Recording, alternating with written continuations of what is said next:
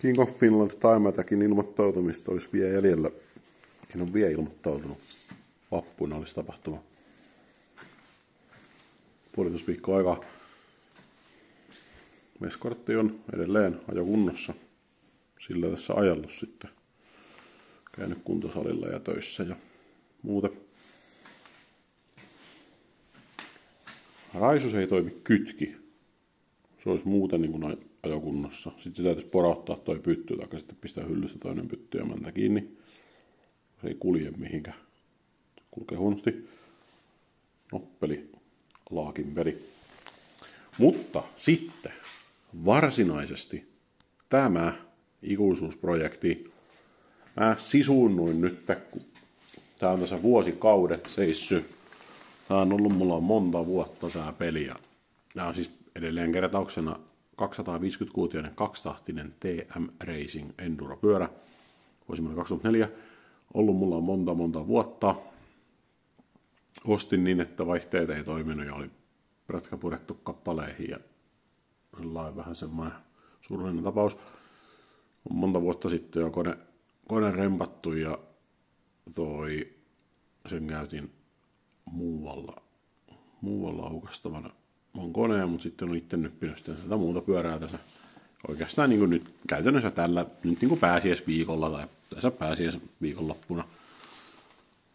Moottoripyörät on kaikista mukavia, kun näin vie paljon tilaa, ne on halpoja ostaa ja omistaa. Ja ne on tosi vähän osia, niin kuin tosi yksinkertaista. Etenkin jos toi moottoriremontin vie ulkoisesti, niin kuin mä tein, niin sitten tämä loppupyörähän, niin ei tässä kovin montaa osaa ole. Ja kun kaikki osat on kevyitä, ne on jotenkin sellaista niin kuin yksinkertaista. Että kun auton kanssa on se, että kun auton purat kappaleeksi, niin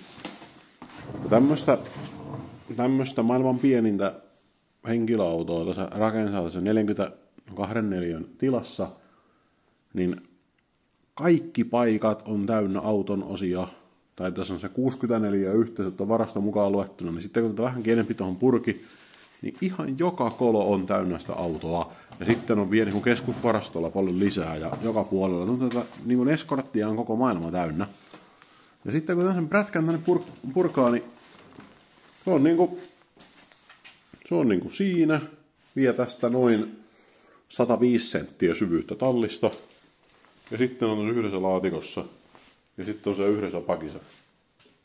No, tässä nyt joku laatikko oli vielä lisää, kun tästä oli purettu, oli just moottori ja syylärit ja muut pois. Mutta niin kuin todella pieneen tilaan menee. Että jotenkin on alkanut tulla vähän sellainen olo, että pitäisikö vaan näitä kelkkoja ja prätkiä ja näitä harrastaa enempiä.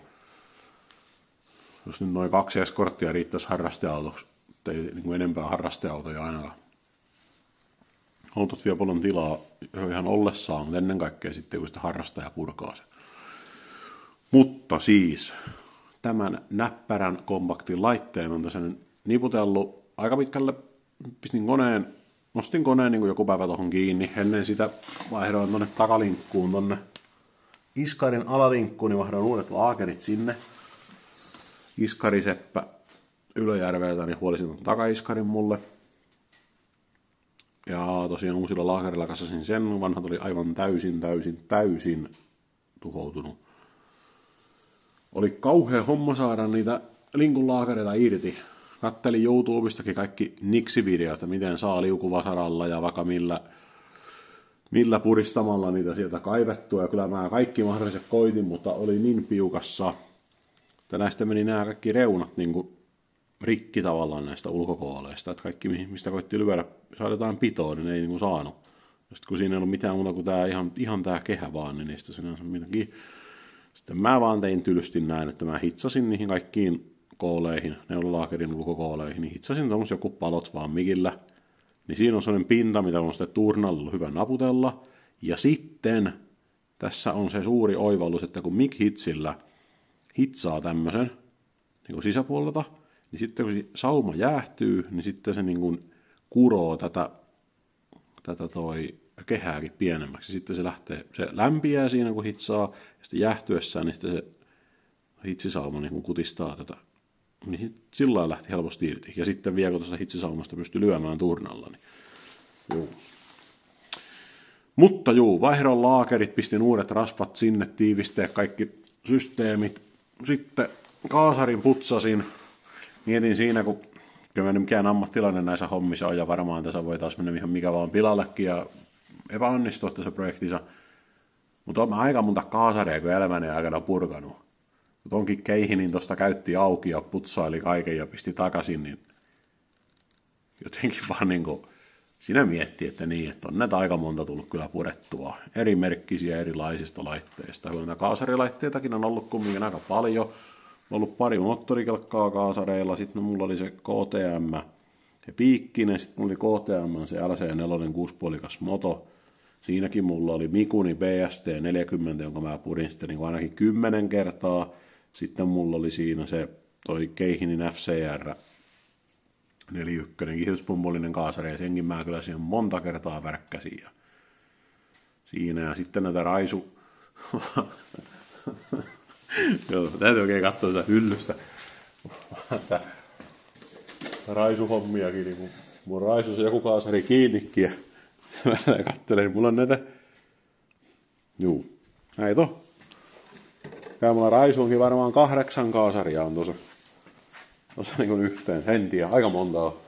Niin, tuntuu, että juu, oli ihan hauska purkaa kasata kaasari. On muuten sitten se Mikuni BST 40 millinen, semmoinen alipaine luistikaasari, niin semmoinen se ylimääräisenä, ja sen saa sitten todella halvalla, jos joku vaan yhtään ikinä tarvii. Siis niistä LC4, 600 nelitahdesta semmoinen. Mutta niin, putsasin purin kaasari, kasasin sen, sitten uudet nämä letkut tonne, vanhat oli täysin haperetunut. Sitten toi moottori kiinni paikalleensa, syylläri putsaili ja noi letkut kaikki kävin läpi ja entrailin ne ja pistin nyt sitten kasaan niitä. Ja sähköttä saa vähän tämmönen jännittävä viritys. Mutta kyllä niitä pikkusen kantaa tää huomioon vielä. Täällä on muun muassa jotain semmosia tämmösiä. Mä en ihan vielä varma mihinkä tää niinku kuuluu, mutta kai ne joku paikka löytyy. Keula vuotaa pahasti öljyä, mutta koeajo pystyy kyllä tekemään noinkin. Mä ajattelin, että mä haluaisin nyt vaan tämän niin käyntiin, että mä näen, että tää toimii. Tää vehje. Ja olisi tuossa pakoputki ja pari muovia ja penkki kiinni. Sitten katsoo noin johdot ja niin, ja sitten kytkin kahva. Ei sanonut mitään. Siihen tuli tosiaan kaverita vinkki, että ei kannata tämmöisiä vanhoja alkaa edes yrittää ilmata, että ottaa vaan suoraan nuo kaikki sylinterit irti ja purkaa ja putsaa ja kaikki niin kuin puhtaaksi. Ja sitten kasaa. Et sitten se ilmaapinen voi onnistuakin. Ja sitten siinä samalla näkee, mikä on tiivisteiden kunto ja niin päin pois. Ja näin se on ollut. Mä oon yrittänyt ilmata molemmista päistä. Yrittänyt painaa ja vetää ja imeä ja joka ruiskulla. Mulla on täällä näitä kaikennäköisiä systeemitä, millä on lutrannut ja paineilmaa päästänyt letkusta, että letku on varmasti auki ja kaikkea. Ja ei se vaan niin kuin neste liiku. Etujarrussa sama homma ei toimi. Takajarru toimii kyllä, mutta etujarru ja kytkin ei toimi. Mutta periaatteessa etujarru kuntoon, kytkin kuntoon, sitten niputella tuosta loput, sitten katsoa pari sähköjohtoa paikalleen ja sitten bensatankkiin ja käymään ja vetoja. Niin kuin työmääränä ei kauhean kova. Katsotaan millainen tässä nyt oikein niin kuin kaikki onnistuu ja intoutuu. Ihan hirveä polve mulla on saada valkoiset kilvet joko tähän pyörään, tai jos mä en siinä projektissa onnistu, niin mä tuun myymään tämän todennäköisesti suht välittömästi, kun mä tämän ajokuntoon saan, jotta ostan tilalle valkokilpisen Enskan mieluiten kaksitahtisena. Eli jos jollain on jonkinnäköisiä himoja tällaiseen pyörään, niin tämän saa tästä sangen sopivaan hintaan välittömästi, kun mä oon saanut kasaa ja päässyt ajaan tällä. Ja sitten jos jollain on myydä hyvää ja halpaa, mieluiten kaksitahtista, mieluiten 250 tai 300 kuutioista enduroa, niin olen kiinnostunut. Joo, mutta ei muuta, niputellaan tää tästä kasaa ja sen jälkeen lähdetään ajeleen täältä tähän.